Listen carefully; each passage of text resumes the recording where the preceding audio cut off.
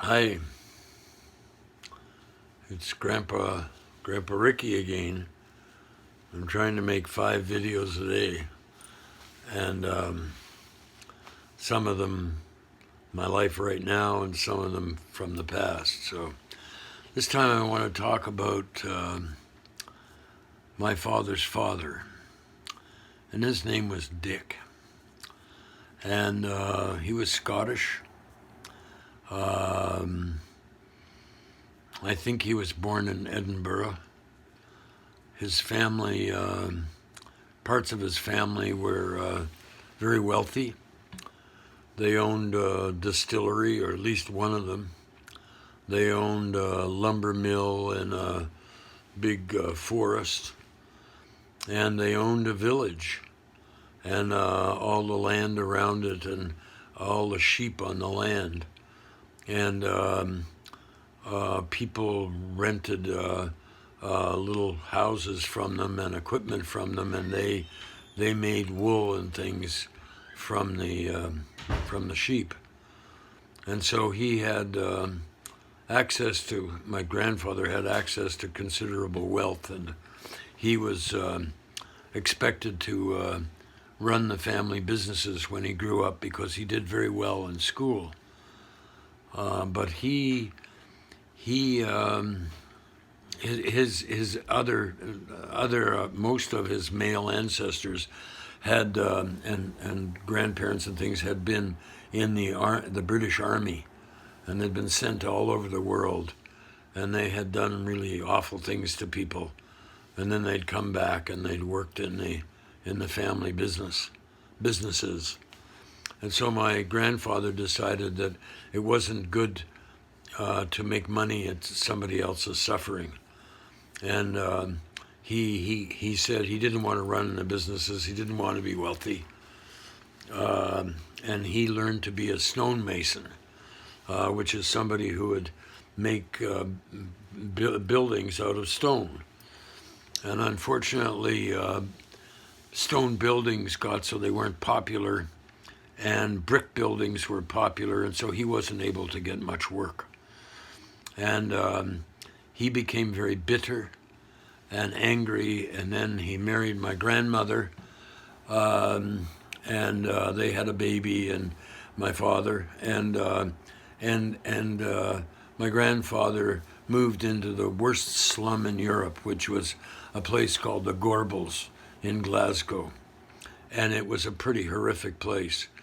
And then he went looking for work, and he went to South Africa and Australia and New Zealand and Canada and India, all these places.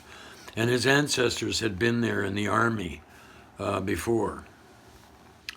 And he couldn't find work, and he would come home, and then my grandmother would get pregnant with another kid, and he would go off again. And then a family relative gave him some money, and he brought his wife, my grandmother, and my father and his two sisters to Canada, and he tried to get work in Toronto, and he couldn't because there was a lot of prejudice against these Scottish people. There'd be signs saying, "No Scots or Irish need apply." And so he was cutting ice for in the wintertime because that's how they cooled everything. And by the time between 1910 and 1914, he almost never worked. Occasionally he'd get work, but not often. And so he joined the Canadian Army, which was part of the British Army, and they sent him to France. And because he was a smart guy, they put him in an engineering corps, and his job was to the whole battalion, 1,000 men. They would put railroads up to where the trenches were, where the fighting was happening, and they would bring a train up every night, and they would bring food and supplies, and then they would take the bodies and the wounded soldiers back, and then in the morning, the Germans could see the railroad and they would blow it up, and he'd do that night after night after night. And he was kind of an amazing guy in lots of ways, even though he was grumpy and drank too much and was pretty coarse. He got a medal once because he remembered that there was a road that they had made for the train, and they'd made it out of cans of corned beef from Australia. And there was so much corned beef that they didn't know what to do with it. So they figured out that they could make something solid. And he looked around, and he found all these cases of hundreds of cases of beef. And the soldiers, the battalion that he was in, they had been cut off from their supply lines, and they were starving to death. The German soldiers weren't going to waste bullets shooting them, but they were just going to starve them to death. But my father got a medal for remembering about the meat, and he kept his remembering, gave the men enough food that they kept alive until they were freed up. And he came back from World War II, and he was an animal.